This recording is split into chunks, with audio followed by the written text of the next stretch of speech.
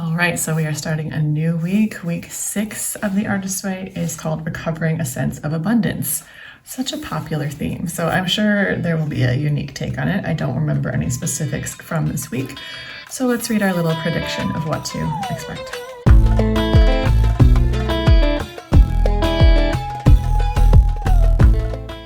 This week, you tackle a major creative block, money. You are asked to really look at your own ideas around God, money, and creative abundance.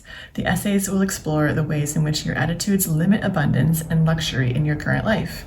You'll be introduced to counting, a blockbusting tool for clarity and right use of funds. This week may feel volatile. Well, volatility sounds exciting. I don't remember this counting tool, so I guess it wasn't as shocking as the reading deprivation, at least. So whatever it is, I will not be scared. I will dive into this, I'll share some clips, and then I'll come back and let you know how it all went.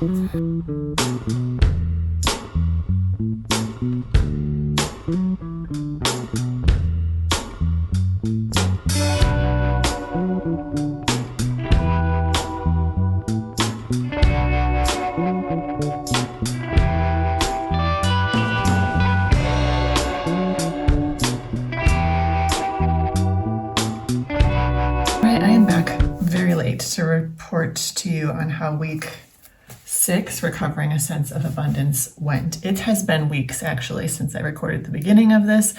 I've still been doing the morning pages. I just have not continued in the journey. And so today I'll be starting on week 7 and I'm excited about that. Might get into that later, might not, we'll just see. So let's go through the highlights from the week of Recovering a Sense of Abundance. Activities, I believe when I checked back at this that there were actually quite a few that I did that were interesting. I like this topic a lot. I've done a lot of work on this topic, so I don't know that there was a ton that I let myself feel like was super groundbreaking, but that's because I've spent a lot of time and energy on this. So let's read some quotes here. Looking at God's creation, it is pretty clear that the Creator itself did not know when to stop. There is not one pink flower or even 50 pink flowers, but hundreds. Snowflakes, of course, are the ultimate exercise in sheer creative glee.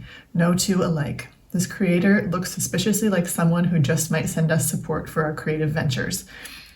I love that, the idea, this creative force doesn't know when to stop. It just keeps making beautiful creative things. I'm like, that does sound kind of familiar, doesn't it?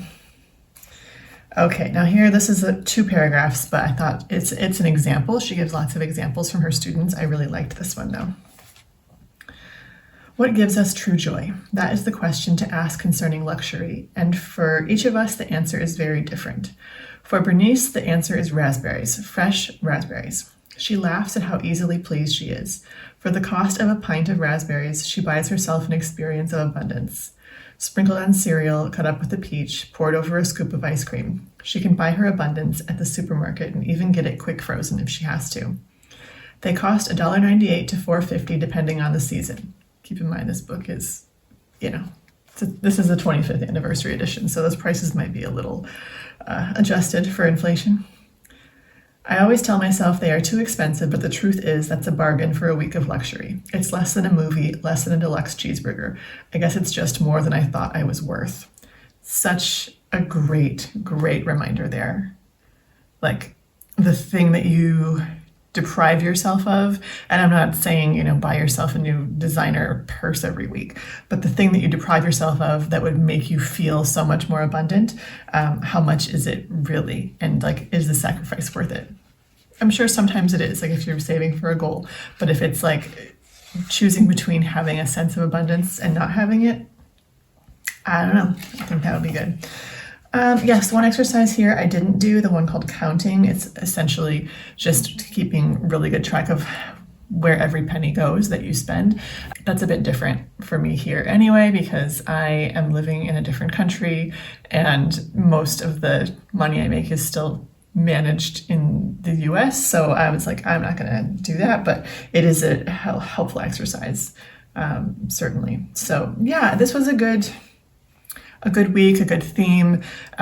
Like I said, I kind of fell off the wagon a little bit, not in terms of morning pages or anything like that.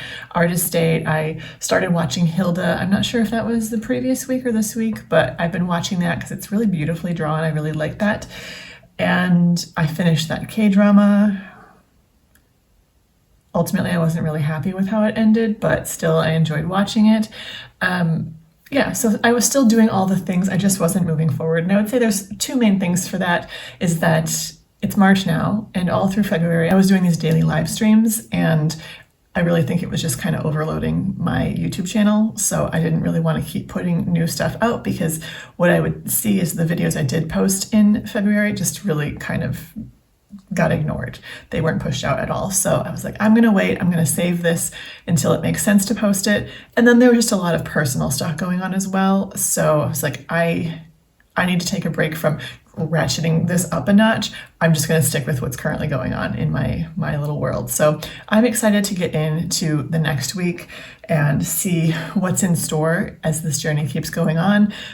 Certainly I felt the benefit of continuing to do morning pages. There's a lot of good stuff coming out in them, and I like where this journey has been taking me so far. I'm excited to see where it continues to take me. So yeah, this is it. Permission slip if you need it, to say, like, even if you fall off, just keep going, pick back up, get back in, and keep on going, because it is a great journey. It's definitely worth sticking it out for. All right, see you next time.